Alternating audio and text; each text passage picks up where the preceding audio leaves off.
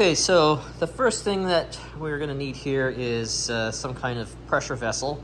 So I have a 20-pound propane tank.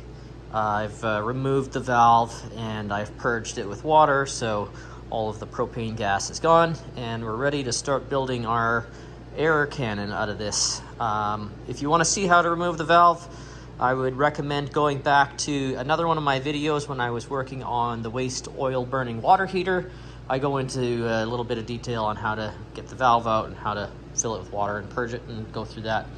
So the next step is to go through the old parts drawer, find some pieces that we're going to be able to put together for this cannon. All right, so after a little bit of digging, I found all the parts that I need for this little project.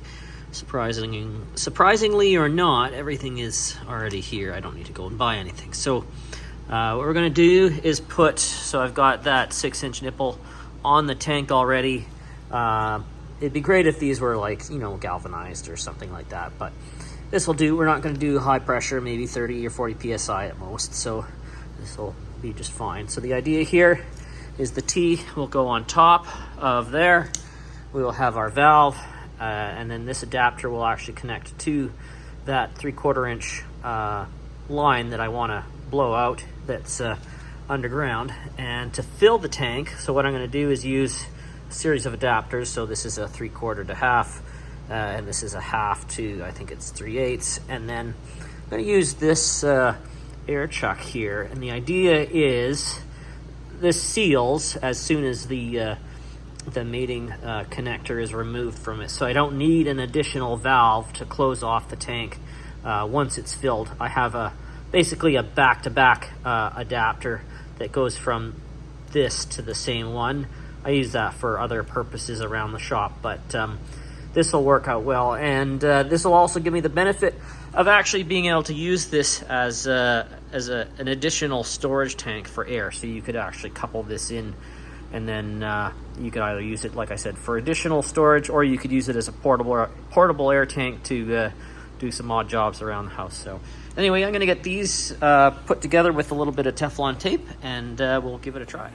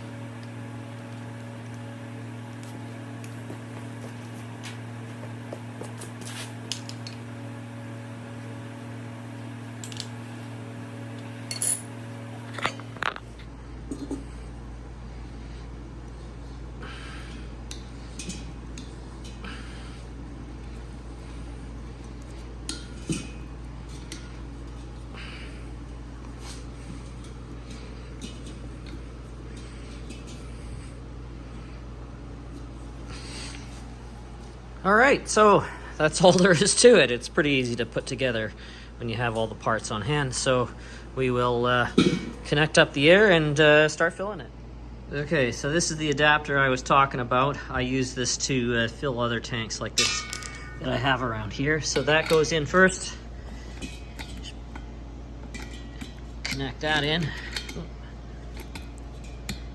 Connect that in, and then connect up the air supply.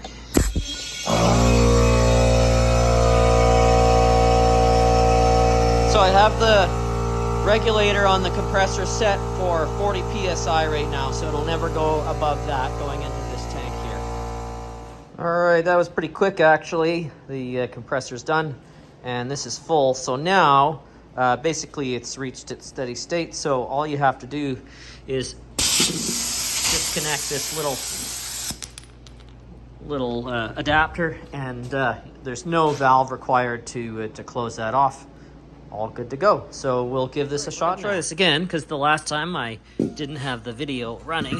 We're gonna give this a try and see how it works. So we're gonna basically just open the valve, and the air is gonna come out of the end there at a pretty quick rate. So here we go. 3, 2, 1. That's pretty cool. Actually has a little bit of kickback on it too, which is pretty impressive. So the next step is to fill this up again, and we will take it outside and try and clear that line that is in the yard.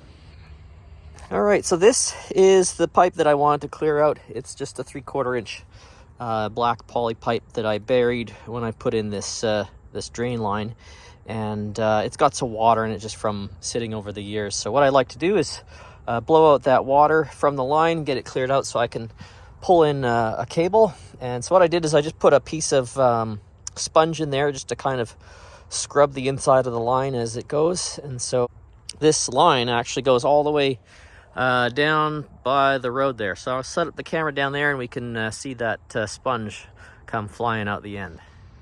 All right, this is the other end, and yeah, it's the pipe right there, and it's just in a handhold just to make it accessible. So yeah, I'll get the camera set up here and we will we'll see how this works.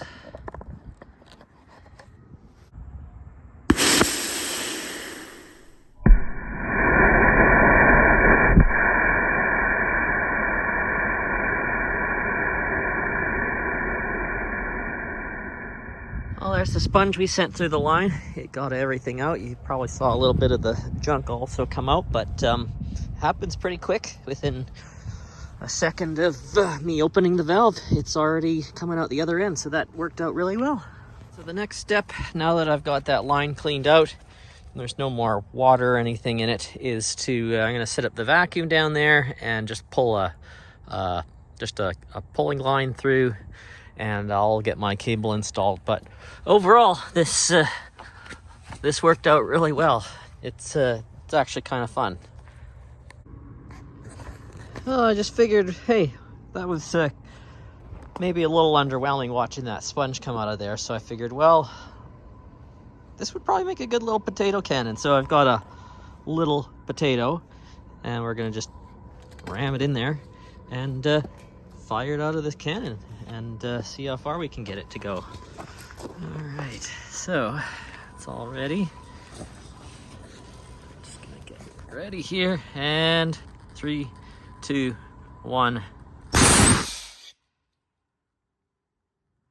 That landed way down by where that little handhold is at the end of the driveway there. So I think if I had a longer barrel on it and maybe we up the pressure a little bit. This is, I think, only about 40 psi. So if we had either brass or steel fittings, I wasn't using PVC, I would feel a little more confident going to a higher pressure. But these are a little bit older, weathered PVC fittings, so I really don't want to push my luck. So anyway, that's all I have for this. It was a fun little project, somewhat useful, somewhat fun. Anyway, thanks for watching. We'll see you later.